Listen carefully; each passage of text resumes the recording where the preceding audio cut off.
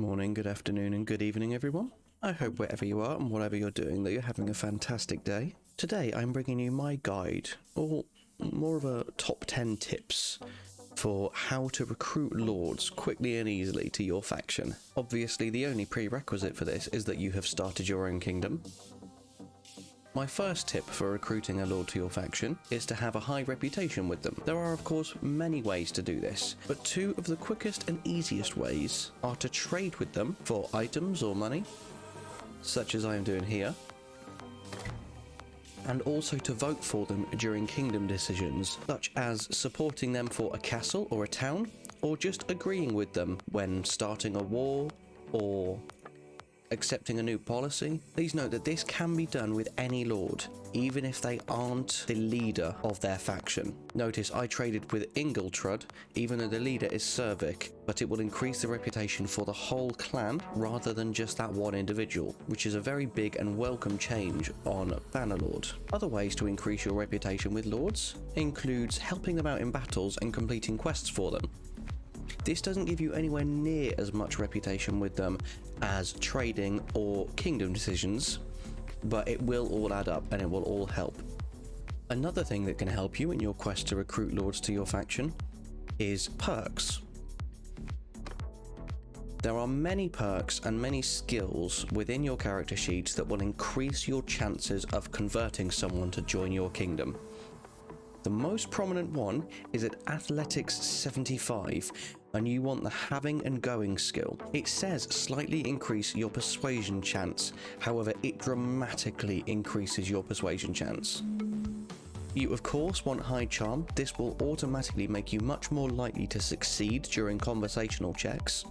And I will be doing another guide in the future to explain the best and quickest ways to improve your charm skill. There are also specific perks within the charm skill that will increase your ability to recruit lords, such as the 10% better chance for double persuasion success, or on the reverse side, a 20% chance to avoid critical failure in a persuasion.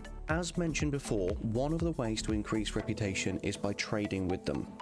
You want to make sure that you do this before going to war, as you are unable to trade with lords when you're at war with them. Increasing your charm skill and increasing your reputation with lords are two of the biggest and only things you can do prior to asking a lord to join your faction. Now we get into what to do when you are ready to speak to a lord. One of the most important things is probably to make sure that you are at war with the faction of the lord that you want to recruit. This leads me into my next tip. If you are at war with them, you will ensure that you get their settlements if you successfully get them to join you. If you're not at war, their settlements will be reallocated to someone else in their previous faction. You will of course want to target weak empires or empires that are in war with multiple major factions. As you can see here, Vlandia are a lot stronger than me, but they're at war with both Sturgia and the Northern Empire, which will make their lords more likely to join me. I will use the Southern Empire here as my example, as they are much weaker than me, and their only few remaining towns aren't too far away from the towns that I own currently. So the first thing we want to do is check and see which lords are still in their empire, and if any of them, apart from the leader, actually own any fiefs. Here we go, Faron owns a castle, and Turiados owns Vostrum, a town. Now we currently have -4 relation with Turiados, and 0 relation with Faron. If you didn't know, to easily find out where a lord is, you can just go and sit in a castle or a town for literally 1 second, and that will refresh where they were last seen, so that you know roughly where they are. So as I'm on my way to Onika Castle, I will go into Amitatis. I'll rest here for 1 brief second to make sure he's still in Onika Castle. And we'll continue on and hopefully find him. Now, once you've traded with them, you're happy with your charm, you're happy with your reputation with them, before going to war with them, make sure that they are out on the field, ideally, and also that they are not in an army. If I try and speak to Pharaon now in this castle, if I do successfully convert him, he will ask for money or items before joining my empire. In a town or a city or a castle, etc., you can only convert them with dinars. You cannot convert them with money. Equally, if they are in an army, they will refuse to speak to you until they are not in that army.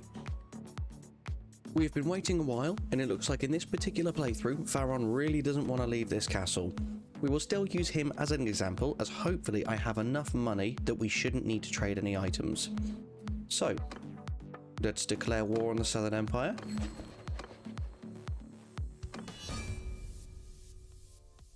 We'll now request to speak to Pharaon. And the last thing I will say is if you do manage to succeed all of your skill checks and they are willing to join your empire, I strongly suggest looking at my previous smithing guide and having a whole bunch of javelins lined up in your inventory ready to trade with them to help convert them over to your kingdom. Now let's see. 100% critical success chance. This comes primarily from that level 75 athletics perk that I was talking about, along with the fact we have a little bit of reputation with them due to some trading that I did earlier, and also the fact that we have quite a high charm skill. Obviously, you can do this with reloads, with save scums, whatever you want to call it. I try not to, as it breaks the immersion, but there's no harm in doing so. Perfect. Now, this is where we need to try and convert him. And here's one more tip for you. If you click the auto offer button, it will give them the exact amount of dinars that you need to convince them to join your faction. I will now say accept. My charm has increased by 5 points. He has joined my kingdom, and because I was at war with them, Onika Castle is now ours. It is as simple as that. As long as you do all of your pre-work, you should absolutely smash getting other lords to join your kingdom. And if you do it whilst you're at war with the kingdoms, they bring along their fiefs as well. And before you know it, the whole world will be yours. As I say, I'll be doing another guide very shortly on how to increase your charm skill.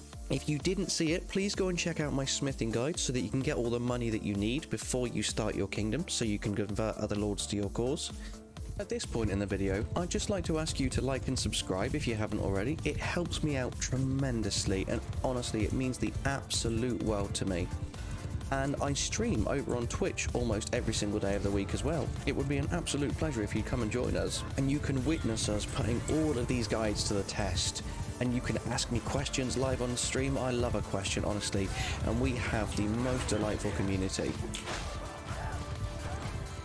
Thank you so much for listening. Let's get back to the video. As a side note, you can obviously allow a lord to go free at the end of a battle, which will increase your relationship with them. However, it will then make them quite hard to convert to your cause because they'll be wounded and out of action for a time. So you can do this with the minor members of a clan. Just try and not kill the faction leader if you're trying to convert them. That is everything from me. I really hope this helped. I look forward to reading the comments, I always do. Please let me know how you get on and if this helps you boost your kingdom towards taking over the world. And apart from that, I will see you next time. Have a domtastic day. Bye bye.